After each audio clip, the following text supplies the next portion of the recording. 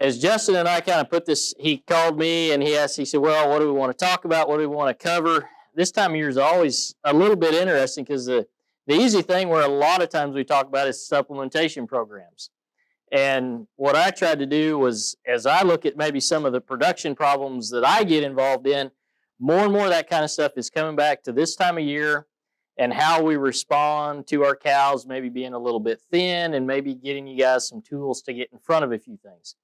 The other thing we've kind of discovered at K-State with some survey work we did is, so we've probably been talking about forage sampling analysis for a long time in extension, probably since the inception of extension. And there's very few of you in this room that probably, you may sample your forages, but you probably don't use the results of that forage. So there's not a lot of uptake on that. So that's one of the target areas. That's actually where I thought Justin was going to kind of cover Justin was going to cover the forage sampling analysis piece. And he said, I think you better talk about that. So, and I was going to target some other things. So I didn't have a good title, but this is where I thought is, just are you getting ready? And it's impossible. 30 pounds of a very high energy diet isn't going to get it done. So that's where I'd kind of thought we'd go, or to kind of set the stage a little bit. So that's where we're at. And then we kind of got some other big unknowns that are out there. And the biggest unknown that I think that we have had to deal with in this part of the world and across the southern Great Plains has been weather. That's Winter Storm Ursa. That was that big thing that descended on, if we look at the year Garden City had 30 inches of snowfall, that was one of those storm systems that rocked through there. This is the current drought monitor. In terms of Kansas, we're actually not too bad a shape. The yellow would be about D1. But that map can change pretty rapidly, right? You all know that. We're all a little bit, especially in the western half of the state. I know in Finney County where I'm at, we're pretty dry. Those are pretty big unknowns. So how do we get our cows ready for all those things they're going to come into in terms of getting ready for calving, and then give us a little insurance policy, I guess, if you will, to address some of these things that are going to come up later. So in my world, I like to turn unknowns into knowns. And that's probably what everybody with an academic mind, I think, tries to do. So to me, I think it comes down to three things, and that's kind of what we're going to talk about is, so know what you have to feed. The way that you know what you have to feed outside of dormant native range and some of the other stuff that you'd have available here is through forage sampling and analysis. So we're going to touch on that. One of the common questions I get this time of year always tends to gravitate towards, I've got X, how do I sample it? We get a lot of calls on Milo stocks. This year's been really bad because have we really had a hard freeze in some parts of Kansas? We've had some spots where we've got cold, but we've also got some spots where I could walk a Milo field and still find some green stuff out there. That one's been a very common question this year. The other part of it is you have to know what you're feeding. And to do that, that's the cow. We got to evaluate and assess some body condition and have a basic understanding of the cow nutrient requirements and how they change, when they're lowest, when's our opportunity to put some condition back on these cows. We won't dwell on that a lot. The other one I want to hit on is knowing what to supplement under some different conditions. A lot of times when we make a supplementation decision or we go up and purchase a supplement, do we always want to feed a protein supplement? There's scenarios where we're very deficient in energy and protein. And so what I want to do is give you guys some tools. One of the $5 terms that's out there right now in the cattle industries, we talk a lot about sustainability and we talk about terms like resiliency.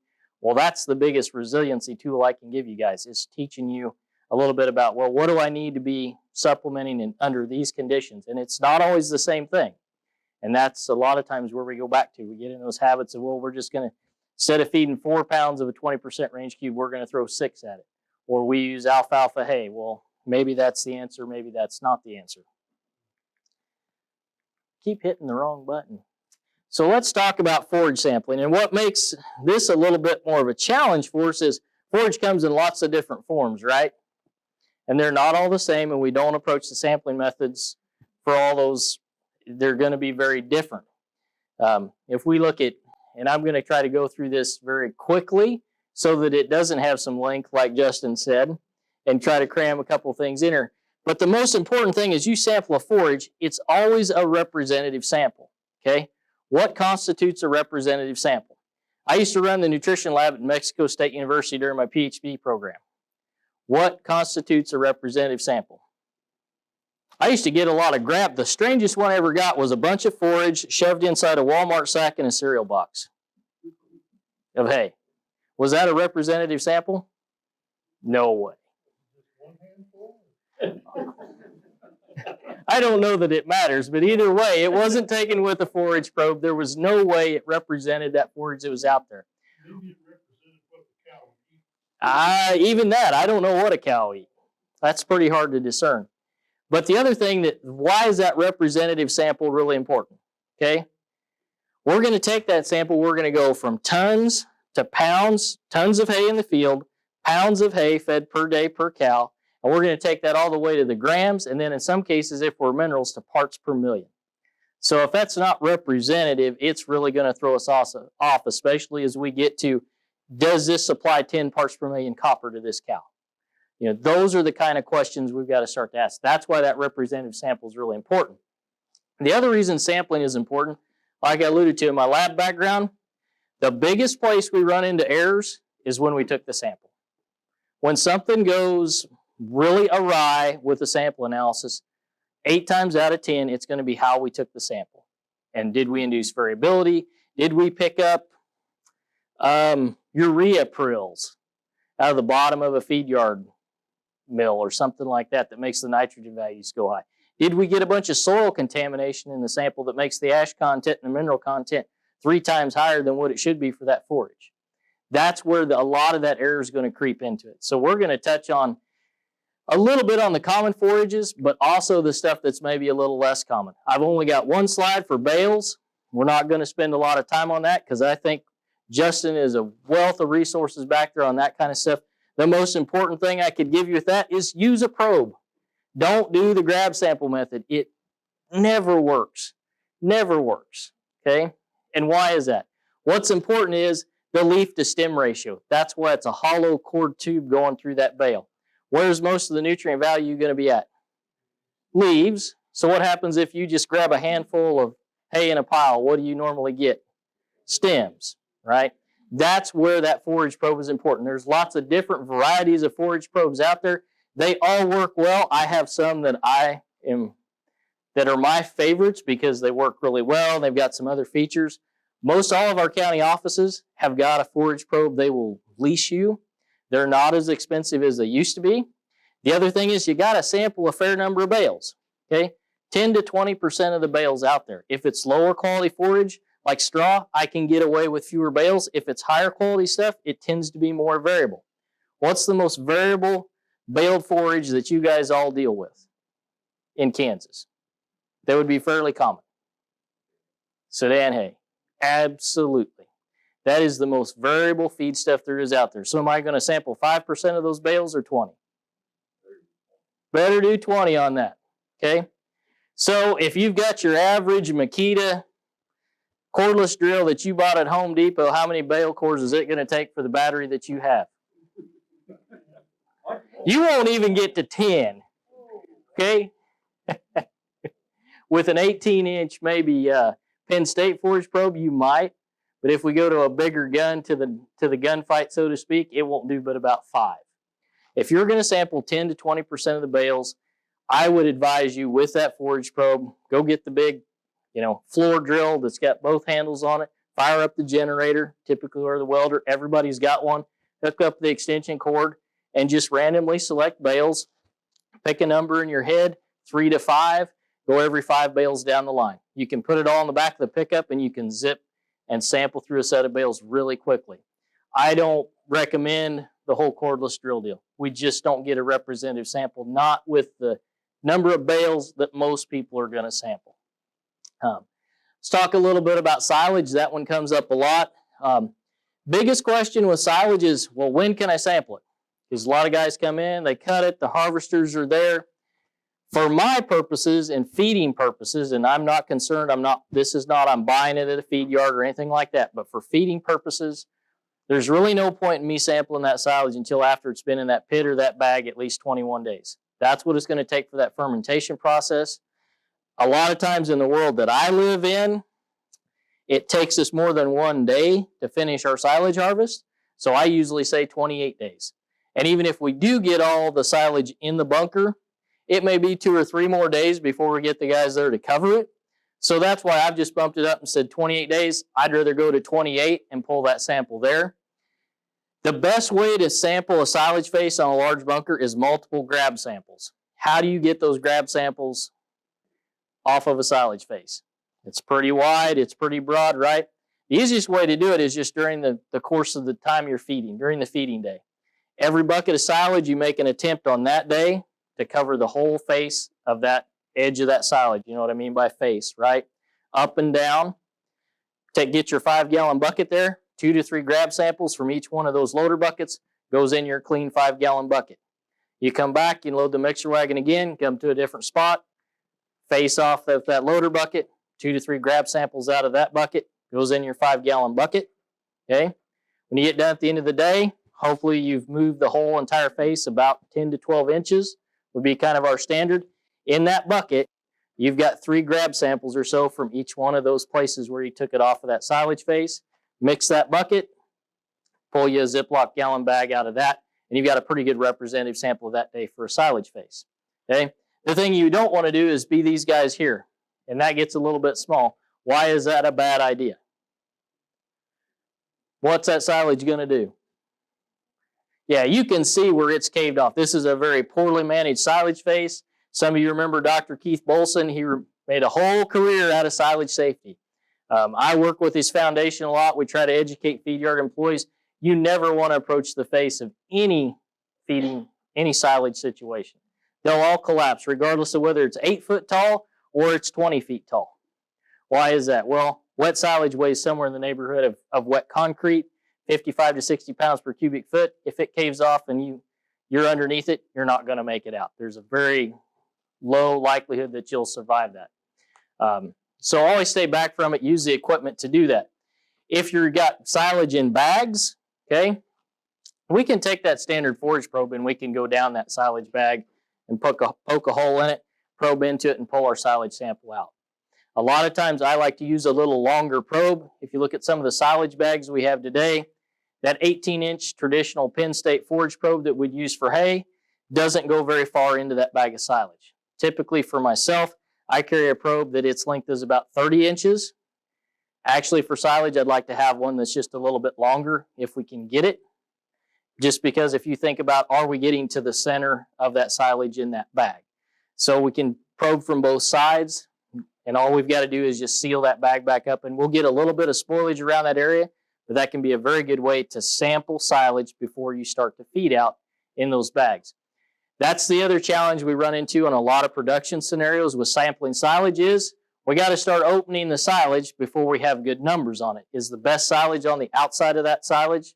No, it's usually when we get 10 or 12 feet back into that bunker before we really get some quality silage. Typically what I do is we put a rough estimate on what the value of that silage is. We get into that pit a little ways. We take those samples. We get them back. Usually it's about a 2 to 3 day turnaround. Okay, so we can do that in pretty rapidly if we need to. The other question that comes up, especially this year we talked about with milo stalks, is, well, how do you go out and accurately sample standing forages? Okay, so Mr. Poland, you said, well, you have to accurately determine what those cows are going to eat. That's really tough to walk across a set of milo stalks and do that accurately. As a nutritionist, as a guy who used to run an analytical lab, I would much rather have a representative sample of that forage. So that means stalks, leaves, everything that's there. That's what I want to put in my bucket, okay? With some of those forages that we're going to be walking across there, what I'd like to have is a whole plant sample, but I don't want to pull the plant. When I pull that plant, I get soil contamination. So one of the things that I'll do is I'll carry a clean 5-gallon bucket with me. I've got a set of hand clippers, and I will clip each one of those milo stalks that I'm going to take at the same height. Why is that important? Where do nitrates accumulate in some of those forages like forage sorghum? In the lower part of the stem. So if you give me samples that are cut at 12 inches and some that are cut at 3 inches, you've just induced variability into those numbers. So we need to dial it in, take them all at the same height. It's not that hard to mark those clippers. In terms of the protocol that I use, whatever the size of the field is, I'll pick a diagonal line across it. Yes, can it be difficult to walk across some of that stuff? Absolutely. Depending on the size of the field, I will clip a plant every 50 to 100 steps. Basically, I just walk across the field. Sorry, I keep standing in front of you, Mr. Ewall. And clip that sample off. Just take the clippers, put it down on the ground, clip it off, and it all goes in the clean bucket. When I get back to the truck, usually I've either got a tarp or something, I'll lay it back out there. I'll put all those plant samples in the truck. I'll clip them into 2 to 3 inch pieces. I've got a little bigger set of loppers to do that. I'll put those back in the 5-gallon bucket, mix it again. Try not to sift it, because you will get fines occasionally, and then subsample back out of that. Does that make sense? So that seems to be one of the more common questions. Well, how do we sample that? If we're in a situation with forage sorghum, is anybody going to walk across that stuff that's 10 or 12 feet high? No. A lot of times with that, I'll do the 4 corners and the center if I can get it. Okay? A lot of times it's a little tougher to get the center, but if you'll just spread that out and do the 4 corners, you get a pretty good representative sample. You can walk into that field about as far as you want to. Usually it's not a whole lot of fun. But what's important, I think, on the standing forage is getting a representative sample. What I will find a lot of times, especially in scenarios with forage sorghum, is people and crop consultants do it a lot. They want to go sample the worst locations out in that field. One of the things I've seen is sometimes that really stressed forage that's out there actually isn't that hot. It was stressed from day one, so it never took up any of the nutrients to be high nitrate. Some of the most beautiful looking forage sorghum that's across the field will actually be the highest because it had all the resources, it took up all the nutrients, and then it got dry. Okay, so the way, the quality, the physical appearance of that forage, especially in forage sorghum, sometimes that doesn't have any bearing on the level of nitrates that we'll see with it. It's just by its nature, it's a very variable feedstuff in terms of that particular trait. So how do we sample this? You guys are really fond. This is one of the things when I first came to this part of the world in grad school. You guys got a PhD. We're used to measuring everything as individual in the hay pile. And then you guys do this thing to me where you take the grinders here on the one day, you've got one spot to put your hay. You grind a bale of alfalfa, 2 bales of prairie hay, 3 bales of straw, and it all goes in the same pile. Is it mixed?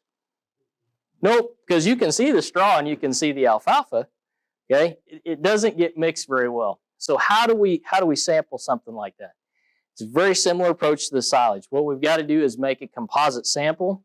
The way I approach this is I try to take a similar weight or volume of the sample across a different period of days and times. So what I'm going to do is, like on Monday, if we're going to sample this hay pile, I've got my clean container, then I'm going to put that sample in. We're going to go into that. If that's a coffee can, we're going to grab samples from the loader as we're working that day, as we're doing our feeding, put that in our coffee can. Maybe we put that in a bigger 5-gallon bucket for that day. We put that back in the corner of the shop. If it's silage, I put it back in the refrigerator to keep it cool. When in doubt, put it in the shop refrigerator. Okay, that's going to be probably the safest place you can put it. Go to Wednesday. Repeat the same process. Whatever you do as you're feeding, take 2 to 3 grab samples, fill your container, put that back in your big container. Do that 2 to 3 times during the week. We've got our 5-gallon bucket or a bigger container. We're going to mix that all up and then take a gallon Ziploc bag back out of that sample that we've mixed. Essentially what you're doing is you're making a composite sample. This is the way I will sample bunk samples in a feed yard as well, because do we mix the same ration each and every day in a feed yard? Nope. If I'm doing a research trial, a lot of times I'll take samples over the course of maybe a month, maybe a week, and I'll take an equal volume or an equal weight of each one of those samples we've taken, make a bigger sample, subsample back out of that, and send that to the laboratory. When I do that, it does a much better job of representing what I fed those cattle over that month-long period. That's the same thing we're doing with that hay pile. Because one day you got more alfalfa, one day you got more straw, right? Just depending by the nature of how you ground those bales. So that's one of the big challenges in kind of getting around how we sample those hay piles. The other thing you have to be sensitive to, okay, I have one producer, did just exactly what I told him to, kind of followed the protocol. We get his results back from his hay pile. It comes back 65% dry matter, 30% moisture. Is that hay? Is that normal?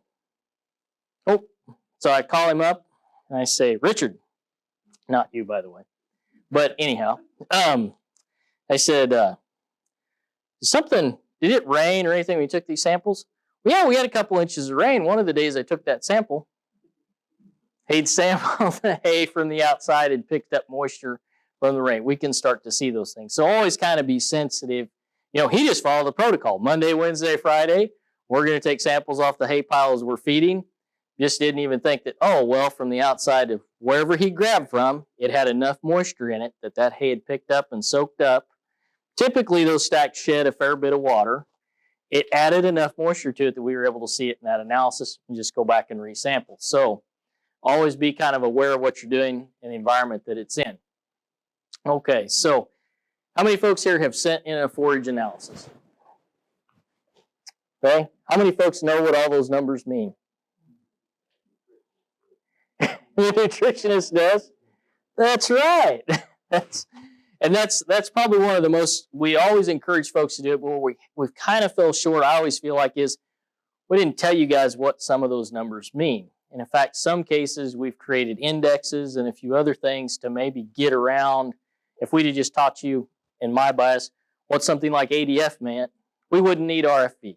There's some numbers in it, and it's really not that complicated. Yes, there's a lot of information here, but it's not as complicated as you might think. The first thing that you need to realize about everything we do in the lab is it's really about predicting animal performance. That's why we send those samples in. It's not about trying to measure different quality of forages. Yes, that's what we do, but the reason we do it is so that I can go out here and tell you, well, how much gain will I get on a steer that weighs 500 pounds if I feed him this hay or this particular feed stuff or 3 pounds of corn? That's why we did all that. So everything in that laboratory analysis, it's second best. The best thing we could do is take that particular feed stuff, run it through an animal, and see what happens, right? Can we do that? No, it's simply not practical. There are some things that it's very hard for us to pick up. Intake and palatability. There's some forages that are can be in some cases, fairly high quality in terms of the numbers that we would get, but it doesn't matter if an animal won't consume them, right? Okay, so there's some extremes that we can use that, but the best measure is always going to be taking that and putting it into an animal. So everything that's on that list is second best when we start, okay? With that being said, it does a pretty good job because we've put enough numbers to it, we've spent enough time with the science to be able to get it done. So everything on that really complicated sheet that I showed you initially is represented here. That entire forage analysis basically comes down to about 4 things, aside from the mineral analysis that would be there. That doesn't seem too bad. That's we can tackle that, right? It doesn't look as complicated when you start to break it down like that. Moisture, dry matter, you guys are pretty familiar with what that does for us. We're not going to go through all these. The reason we take the moisture out, that's why we can compare silage to straw. We can compare silage to alfalfa. We can price feedstuffs. That's the value of the dry matter moisture component of that analysis. One of my favorite questions for PhD students is I'll ask them, well, what's the most important analysis that we do in the lab? And to me, it's dry matter. It's the simplest analysis we do. We always overlook it. But that dry matter analysis is used to calculate all the other values that we use. That's where we have to start. So if we get the dry matter wrong, everything else is off, right? That's where it becomes a little more important. Nitrogen translates into crude protein, and we're going to spend a little more time on ADF and NDF because that's where all those energy estimates come from. And that's the number that I think has a lot of value to you because most of you in this room are probably buying hay. Well, if I had to pick one number to compare different forages on to make a buying decision, I'd look at the ADF and maybe the protein value. So in terms of detergent fiber analysis, it's been around. I have to watch this because I say, well, it's been around for a while since the 60s. Okay, to some people that it's not that long ago, but essentially, so it's a relatively new analysis. Okay, and I say new since the 1960s because a lot of these other analyses we've been doing since the mid 1800s. Okay, so it's relatively new in the scale of that.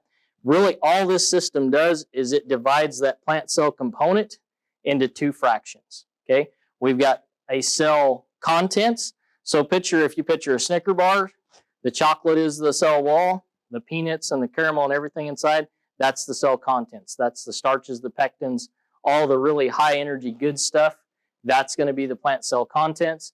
And then we get plant cell wall, so the stuff that's on the outside, right? That's all we're splitting it into.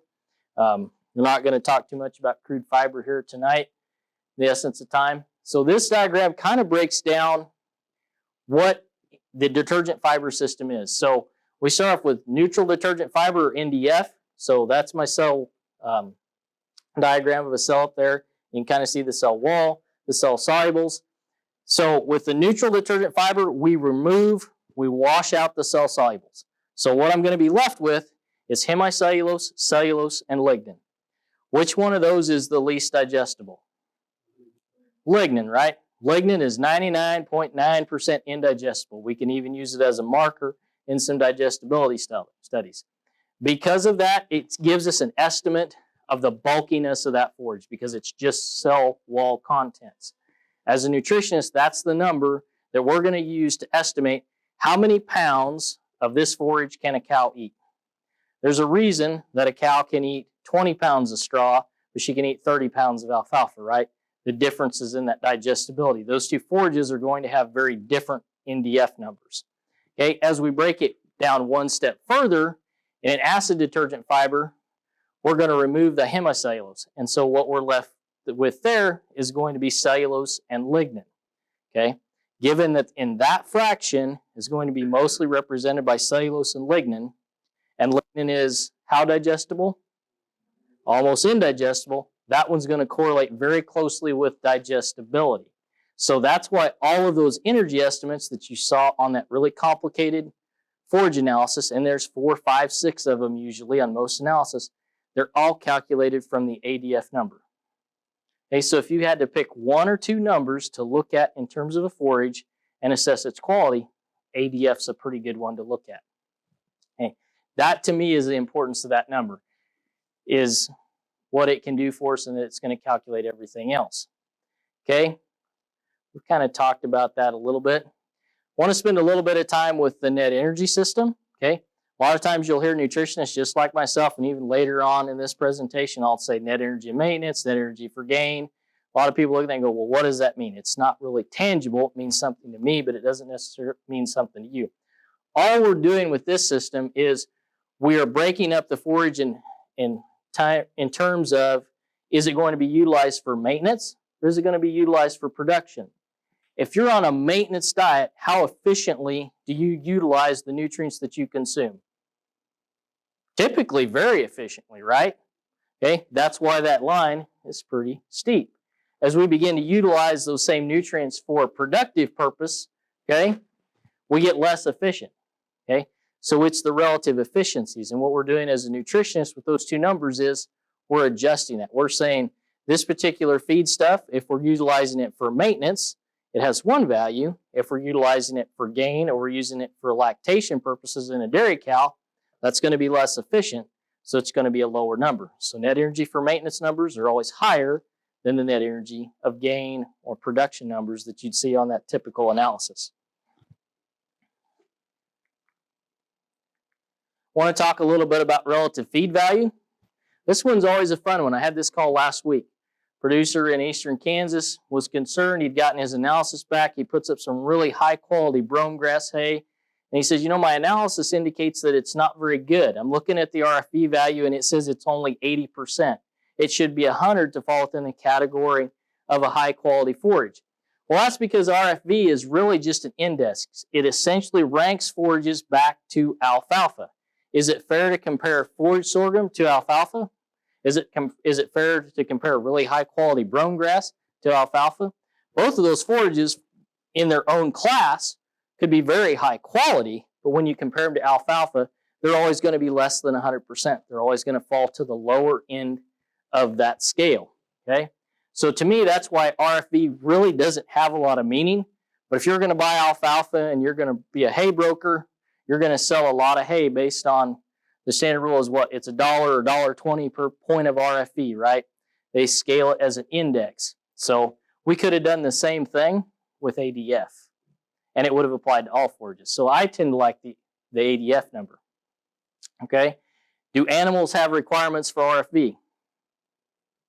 No. It's an index. So just keep that in the back of your mind, that if when you're looking at that number, if you've got some really high quality grass hays and it's got a lower RFV value, it should have a lower RFV value, right?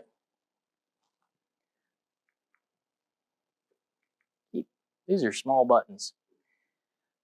If you want to look it up, this is on the internet on some stuff I put together. It came out of an Oklahoma State fact sheet, but it'll show you or give you an idea of how those ADF values, RFV, and everything moves together. Okay?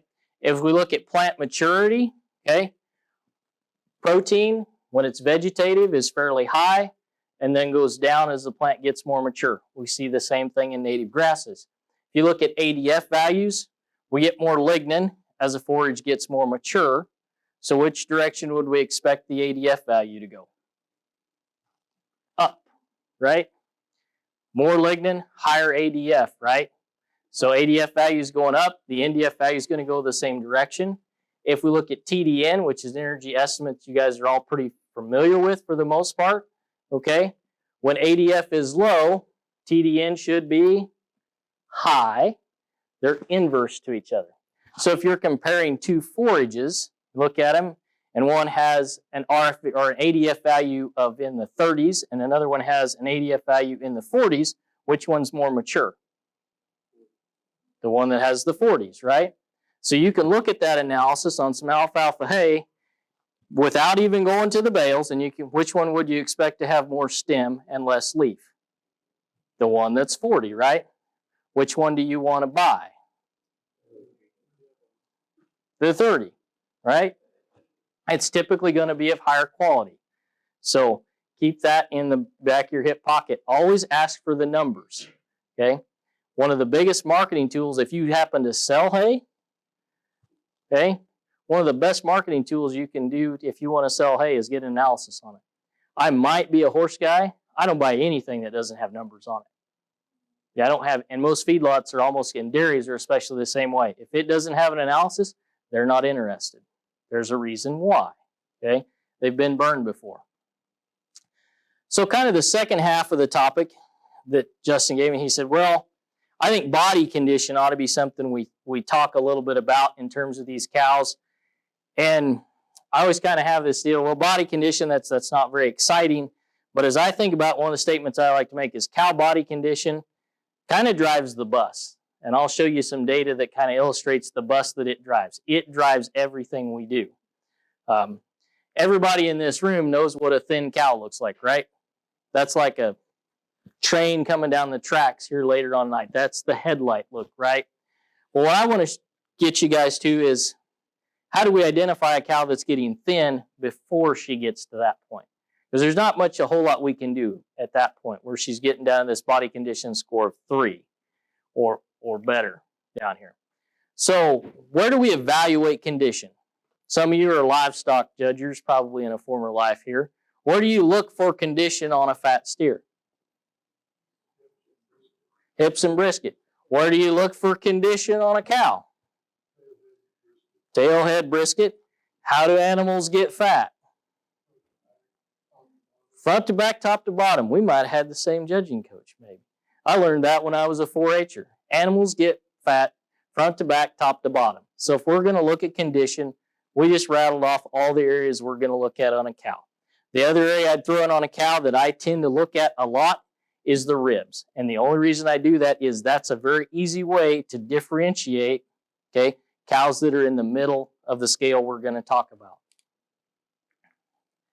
So we're going to, Justin put these together. They have them in Barber County. I've got another one that's kind of a half sheet. We used to do, we've done it with all different size groups, even 4-H kids. So all body condition scoring is just a 1 to 9 scale where we're essentially going to evaluate cover and condition on a cow. Okay? The value it has to you is we can make some management decisions based on our herd, based on our group, once we start to put some numbers to it. It makes it a data point. Everybody's got thin cows. Everybody's got cows that are maybe carry a little more condition through the winter. Okay? We don't see a lot of these cows up here. The cows that I want to try to identify are the ones that are 3, 4, 5s, and 6s. As you look at this scale with those physical attributes that are up there, where do you see the difference between a 4 and a 5?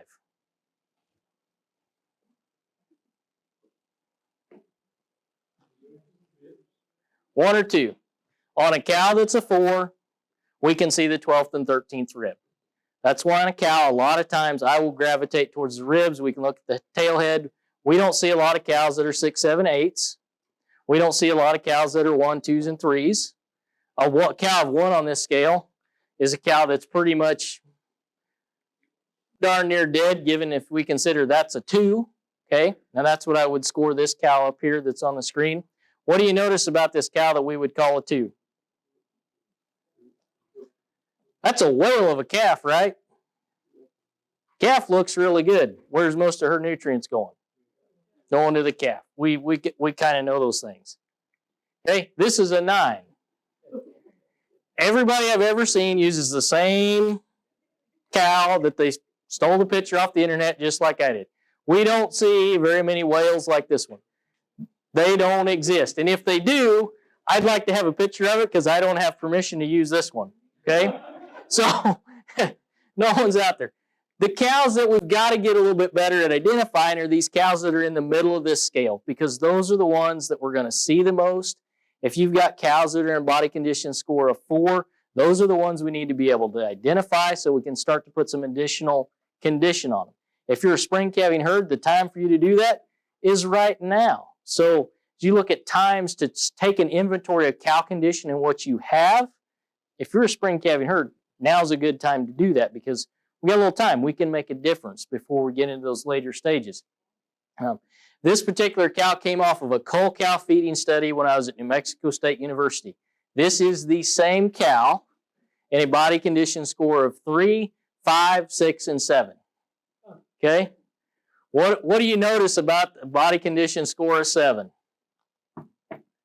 Cow that's a 7 looks like a 747. She's smooth-sided all the way down. All the gaps are filled in. Okay? That's a cow that's a little bit over-conditioned.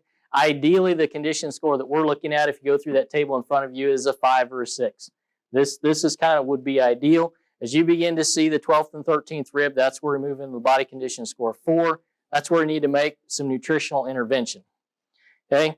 Remember saying body condition score drives the bus? This is one of the buses that it's driving. There's a pretty clear linkage between reproductive performance on cows and body condition score. Okay? As you're in this is how many days it's going to take for cows to begin cycling. As we increase body condition score, the number of days goes down. Okay? And so, shorter duration for those cows to start cycling. Okay? If you're a really thin cow and a 3 or a 4, you look, there's kind of a plateau there of 5 and 6, right? So, the difference from 89 to 70 versus the difference between 59 and 52, it starts to flatten out. That's why when you look on that scale, the optimum is about a 5. Okay?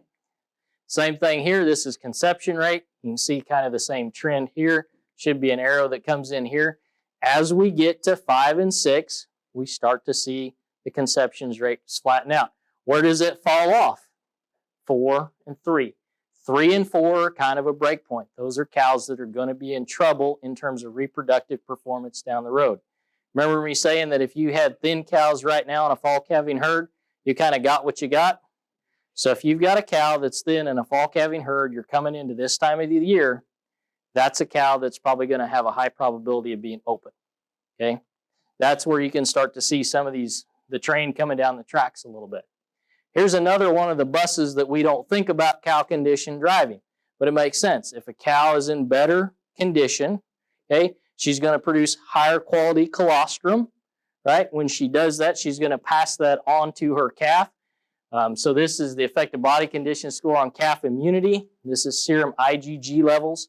All that means, you can just think of that, that's a value we would use to assess that calf's immune system.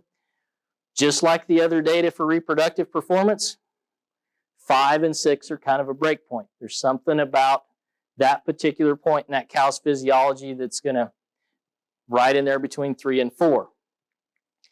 So it also has downward effects, right? So this is one of the same authors as one of that other studies is up there. Body condition score 3, 4, 5, and 6. You can see the pregnancy rates. You can see calving interval. Okay, look at calf average daily gain and calf weaning weight. Okay, thin cows typically wean thin calves, and they might breed back. Okay, that's the other buses it's driving. Okay, also has an impact on bulls. Okay, so as we see body condition score 3, 4, 5, and 6. Okay, the percentage of bulls that have passed their semen test, we get a lot higher percentage, 70, 78. I'm not sure. Well, there's probably some being over-conditioned has a penalty here as well, right? We can make a bull too fat, right? Okay, so the optimum there for bulls is going to be 5 or 6. That's where we tend to see the break point in that data as well. So 5 or 6, should be seeing a common theme here. That's where that optimum condition is going to be at. So, do you manage individual cows? No, we manage groups of cows. And a lot of people with, especially in my role as a graduate student, we put individual scores on the cows, and we rarely go back and look at all the demographics. Well, that's one of the things that I think where this tool tends to have a little more value. And one of the easiest ways you can do it is to get an assessment is you take your Big Chief tablet, your legal tablet, put you some columns on there, 3, 4, 5, and 6. The easiest time for me to assess body condition score on a set of cows is when you roll out feed in the winter, post-weaning. All those cows are lined up, especially if you can pick a day where it's a little cold and the hair's a little wetted down where we've had a little bit of mist. Those are great days because black-hided, heavy-haired cows are the toughest ones to put condition on when you drive back through and look at them.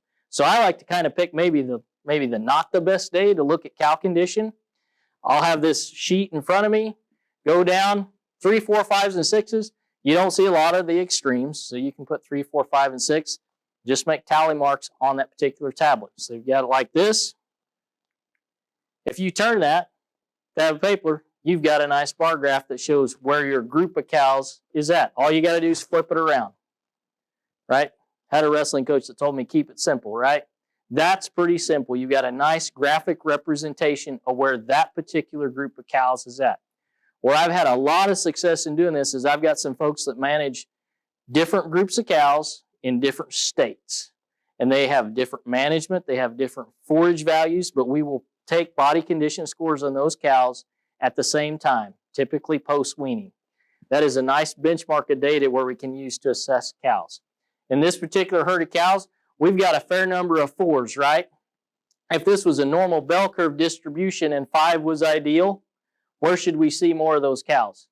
Yeah, there should be more in this 5 column, and it should be looking something like this, right? That traditional bell curve, okay?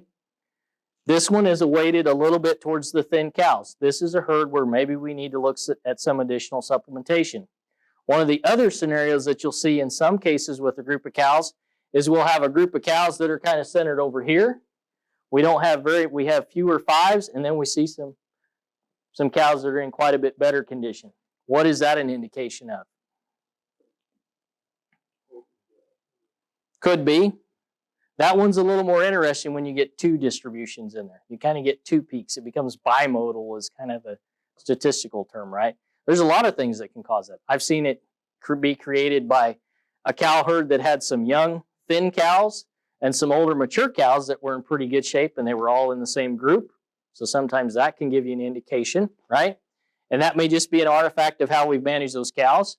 I've also seen it in a scenario where the cows were on stalks, and there was a group of cows that essentially overconsumed the supplement, and there was a group of cows that never consumed the supplement, okay? And so what we created in that scenario was we had a set of thin cows, and we had some cows that were a little bit overconditioned because the other cows just never utilized the particular delivery method that was being utilized on that particular operation. So this is the herd aspect of it. Taking that individual body condition score, and it's not hard. You don't have to put it in the computer. You can flip it around on your Big Chief tablet and make it work pretty easy for you. Okay. I wanted to talk a little bit about requirements as well, probably because I'm a nutritionist, and I think that's one of the things we've got to understand. More and more on a lot of our cow herds, we're seeing some scenarios pop up where it's not necessarily a protein deficit. We're seeing a little bit more struggle in terms of condition as it relates back to energy requirements, okay? And here's where some of that comes into play. In a lot of operations, we like to talk about a 1,200-pound beef cow. Do we really have 1,200-pound beef cows? Cows have gotten a little larger. Have we adjusted some of our management systems? Some cases, yes. In some cases, no. Okay. What's the other thing that's changed? Milk production, lactation potential. We know we've increased that. Even if you haven't tried, you've inherited some of that, right? So if you look at these 3 cow requirements that are out here, we've got a couple of 1,400-pound cows at different lactation potentials. As you go to this cow that's producing 30 pounds of milk at peak lactation, that increases her nutrient requirement substantially. Look at how much higher that's going to be. Okay, this next graph you're going to see, this is the energy content of what I would consider dormant native range in Kansas. Is there going to be some variability around that? Yeah, it is, but that's pretty indicative. 0.35 at 1.8% of body weight. That's going to be about what we'd expect to see on milo stalks or corn stalks. We might get a little higher intake if we put a little protein supplement in there. Okay, that's going to bump it up a little bit. We still got a lot of white space, especially if you're calving on some of those dormant forages in terms of the energy demands on those cows. If we put in green forage, that's going to increase it there. That would be kind of forage in this part of the world very early on in the growing season, and we've maxed out the intake. So where do we start to lose cow condition? Right there, okay? If you're an earlier calver, you can shift that green line just a little bit further, and that's where we start to give up a little condition. In some scenarios, depending on the cow that's out there and the quality of forage, that deficit is about 5 megacals per day, okay? One body condition score is about 200 megacals. So we can start to do the math. It's about 100 pounds of live weight of how long does it take a cow to lose a body condition score. There's a lot of scenarios where we find ourselves right now is those cows are losing some condition during this period of time. We get a little green grass and they pick back up. What happens if we get into a dry situation or a dry year? We don't pick that condition back up because we're right there on the verge of that. There's a little bit of white space. So is it important to build a little extra condition as an insurance policy into some cows? Especially if you know that's in front of you, right? That you know based on the cow that you have in your pasture that you're probably going to be a little bit short right before calving in terms of what's out there. It's right kind of at the edge, okay? Now, I'm not advocating for smaller cows. I don't care what size cows you have. This is just kind of a representation of what's out there and kind of making you aware of that blinking yellow light that's out there. So the other tool I wanted to give you guys is talking a little bit about supplement selection, okay? Some of you've got a long track record in the cattle business. How many supplements do we have available to us today relative to what we had 20 or 30 years ago to feed a cow during the winter? You got a lot more options, right? Used to be you had cake, maybe it was cottonseed cake. Today we've got liquid, we've got byproducts. I mean, you name it. There's lots of different formulations that are out there.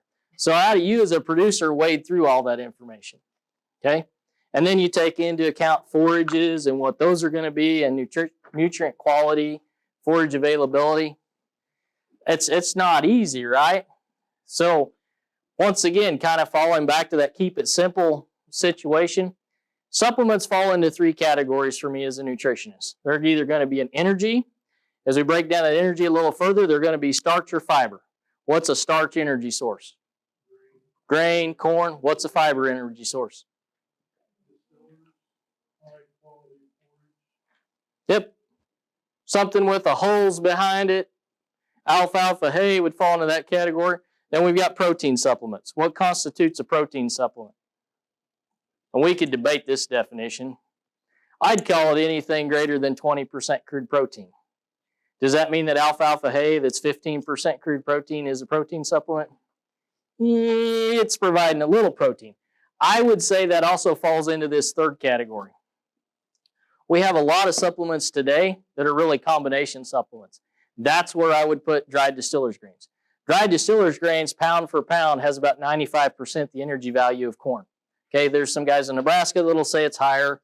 I don't know that it's maybe not quite as good as corn, but it's pretty good too. But it also brings 30% crude protein to the table. The other thing you got to be aware of distillers grains is it's changing once again. 2008, 2009, distillers grains was pretty new. We saw lots of variability between different plants. And then we kind of went through this phase where everybody made the same distillers grains. Is that the case today? No, we've got plants that are pulling off fat. We've got plants that are making actually a higher protein product that's out there today. So distillers grains isn't distillers grains isn't distillers grains. There's a lot of variability between those two. That's something you need to be aware of what you're getting. But either way, those supplements, those combination supplements, to me, they have a lot of value to us. So the piece of paper that you have in front of you is something that was developed several years ago at New Mexico State. Pretty much everything that we supplement to a cow in that type of environment, they had to put wheels underneath to get it. So they put a lot of time into making sure that they're picking the right supplement that's out there. And what I like about this decision tree, one, I was a part of the group that kind of developed it, is it breaks it down into some pretty simple questions for you guys in terms of what supplement should I be feeding and responding to current conditions that are out there. And it starts with two basic questions. The first question is, does a cow have all she wants to eat each and every day in the pasture? What am I getting at with that question? What's forage availability? Okay. Do I have plenty of grass, plenty of forage in front of this cow? Okay. The second question it asks is, what color is that forage? Why does that matter if that forage is brown or green? Well, brown forage tends to be less than 7% crude protein. If that forage is less than 7% crude protein, we're going to need to supplement some additional protein. If it's green, usually protein is an issue, okay? But energy might be. So, and the third question is, are the cows in good body condition? Okay, energy versus protein. What drives gain? What's going to put gain back on a feedlot steer? Energy or protein? Boy, energy is going to drive that bus. We need to have adequate protein, but if I don't have the calories to convert it into gain, I'm not going to get there, right? So that gets into that energy versus protein supplement. So let's kind of walk down this decision tree. So does a cow have all she can eat each and every day in the pasture? Yes. We've had a pretty good year. We got plenty of grass in front of it. What color is that forage? Well, right now it's brown. Okay. So are my cows in good condition? If I'm yes, really all you're concerned about is a protein supplement. If the answer to that is no, okay, what are we also going to need to add to that traditional protein supplement? We're going to need a little bit of energy. So we want to maximize our rumen efficiency with the protein, but we're also going to have to put a little bit of energy, some calories back into that cow to meet those requirements. Okay? So what happens if we have that situation where we don't have a lot of forage in the pasture and it's green? That's kind of a drought scenario in Kansas, right? We have green forage some years, but we don't have a lot of it. What are we deficient in? Energy or protein? Both. Because we don't have a lot of forage for that cow to consume, right? It's going to limit both the protein and the energy potentially. Is there value in a combination supplement at that point? Absolutely. That's the area where one of these byproducts fits, or any of those that are going to fit the best. I think that's something we forget a lot of times. A lot of times we get in a situation where the grass is short and our production response tends to be, well, I'll just put them out a couple extra pounds of cake, right? Like cake does have some additional energy, but it's predominantly a protein source, right? So keep that in the back of your mind. That is today, what we're looking for, you have to kind of look at both. It's both energy and it's protein, depending on the scenario that you're in. It's not always the same answer is the same answer is the same answer, right? So hopefully that kind of helps make that decision, walk through that decision tree. I think it kind of makes it very simple. And it's something that's pretty complicated. Yes? I've never said 20% range cube what would be the typical TDN on a 20% range? Depends on what the base is, what it's made from. It'll vary more than you would think. Well, no, yeah, I would assume that because it's predominantly grain based. If it's distiller's grains, it'll be fairly high.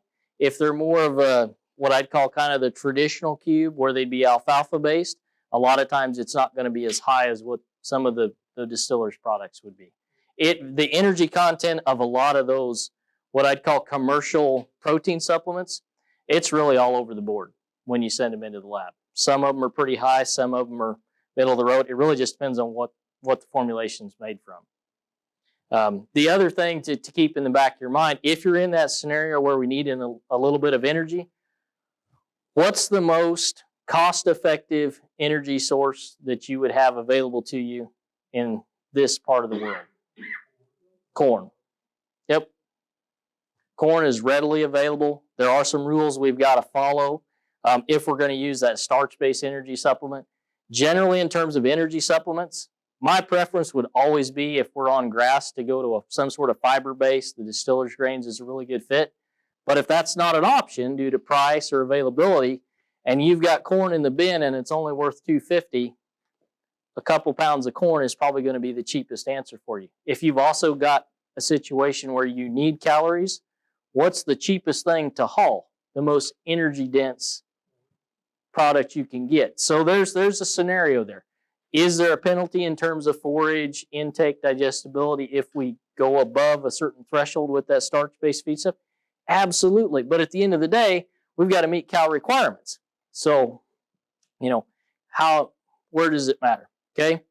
As we wrap it up, okay, more and more the production in the cow-calf segment is becoming about costs and understanding your costs. This is some data from the Kansas Farm Management Association. No, this isn't a nutritionist. No, I'm not an economist. I guess I get to play one occasionally. But I think this is really important for you guys to get to handle. This is expenses in terms of dollars per cow. Where do you spend the largest? What are the largest pieces of the pie that's up there? Well, feed and pasture are a pretty good chunk, okay? But look at all this other stuff, right? You ever thought about how much interest you pay on a per cow basis if you've got an operating note? It's a lot more than you think, okay? How much do you spend on repairs? I was intrigued when I came down Main Street and there's a mechanic shop here. There's like 3 or 4 trucks with cake boxes on the back of them sitting outside that mechanic shop. Okay, having this date in my hip pocket, I kind of thought about that. So, I don't. Does Woody's have a Jasper transmission sign on the front of it? Anyways, usually I say, you guys spend more on repairs than you do vet bills. Okay? Now, I know there's things that go in that vet category that you probably aren't, accounting for. But start to think about that. Is there a point where maybe running the old beat-up pickup that maybe it's just time to trade it off and get a different one? Okay? Yeah, well, but start to think about where we spend that money. Here's the other graph that's kind of shocked me. And every year since about 2012, I've taken our Kansas Farm Management data and graphed it kind of like this and broke it out with feed costs versus non-feed costs. So feed versus everything else. Back in 2010, feed costs and operational costs, those non-feed costs, were about the same. In fact, feed costs would typically be a little bit higher. What have we seen the last 5 years in this data? Okay, feed costs are actually pretty level. They haven't changed a lot. So if you're in that situation where you're a cow-calf producer and you know you need to cut costs, it's not about buying cheaper feed or buying feed in a more economical basis. A lot of times the things we need to target are the operational costs. Those are the ones that are going up. Given everything that's at play right now in the U.S. economy, what's that trend of that line going to be for 2022? It's going to go up again because everything from tires to diesel to gas is all going to cost us more. Those operational costs, I don't expect, that line hasn't trended down and it's probably not going to. So if you want to focus on cost reduction, it's not in the feed cost side. It's not doing a better job. We can always do those things really good, but I think the target costs I would be looking at is all the other pieces of that pie. The